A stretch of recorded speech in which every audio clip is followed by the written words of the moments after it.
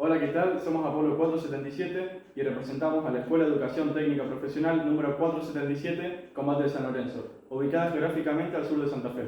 Nuestra misión secundaria consiste en la reforestación de las islas arrasadas por los incendios provocados por las altas temperaturas en los últimos tiempos. Soy Foletti Martín, líder del equipo y encargado del software del CANSA.